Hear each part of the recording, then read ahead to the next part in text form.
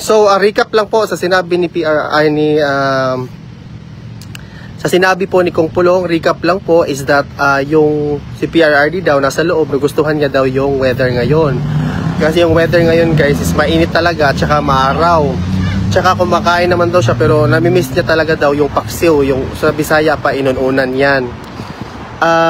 Sinabi niya din na nainitan daw sila buong pamilya sa weather kasi mainit talaga ngayon guys. In fact, ano po, 29 degrees po ngayon. Tapos, anong tawag dyan? Natatawa kasi ako guys kasi tignan niyo yun. Sensya na po. 29 degrees po kasi ngayon. Tapos, ang tawag dyan, medyo mainit po talaga dito sa Netherlands, lalong-lalo na pag time. Sabi po ni Kong Pulong na ano daw, particularly sa yun sa question about sa bahay, nilinaw niya daw na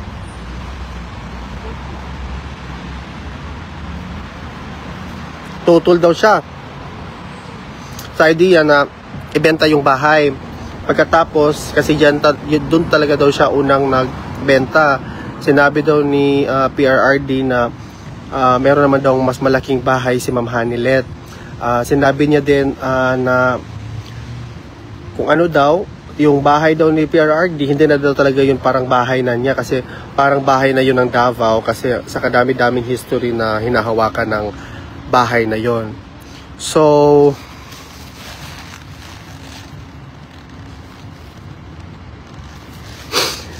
nag-mention din siya about kay Jazz na wala daw naman silang relasyon ni Jazz kasi hindi naman daw sila mag-anak.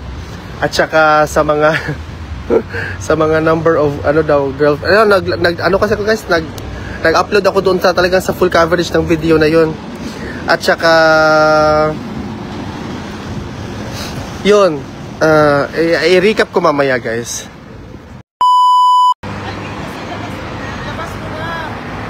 Ano ba? Hindi kasi nag-update mo na ako.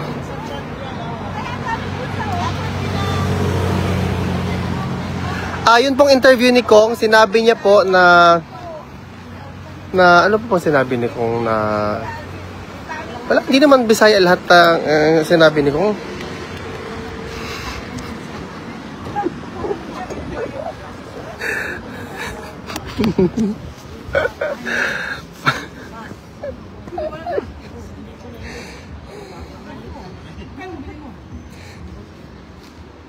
Wala nang kakain ng pansit? Wala sa baba. Tapos sa ano, there's no one birthday maglabas. Ano po, sinabi, wait lang ha. Pakinggan ko muna ha, tapos i-ano ko, wait lang, saglit lang.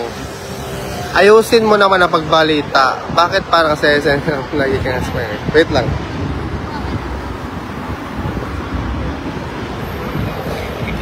Sabi niya, si Tatay Digong daw ay first statement niya is okay naman daw ang kanyang sitwasyon ngayon. Palagi lang siyang nagpapatawa kasi nakikita niya yung mga apo niya. Yun po sinasabi. Verbatim po talaga ito ha. Okay. He doesn't have any, wala daw siyang ganang kumain. Minamasahe daw ni Kong Pulong. Yung tiyan niya daw medyo merong, alam mo yun, tumutunog yung tiyan, yung parang nagdaguok sa Bisaya. Hindi ko alam yan kung ano yan sa Tagalog. Ito po, kumukulo yung tiyan niya, oo.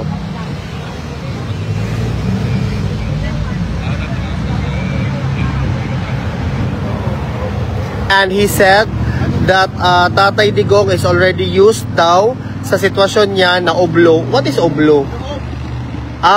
Okay. Sabi niya nasanay na daw si Tatay Digong sa sitwasyon niya sa loob. Yun po, oo. Oblo, loob, okay. Tinanong kung meron ba siyang gusto ipahiwatig sa mga kababayan natin. Ang sagot po ni Kong Pulong is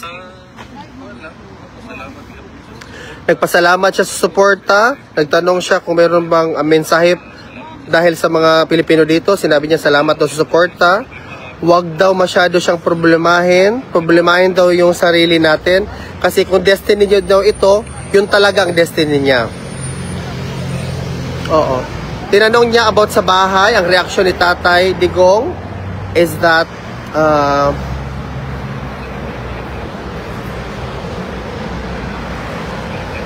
kung ibebenta ba daw yung bahay sa kanyang lola, ayaw daw ibalegya, ayaw ibenta. Pero kung bahay niya daw sa Doña Luisa, ang sagot niya, bakit daw ibalegya or ibenta? Yan daw yung niya, pinakaunang bahay niya.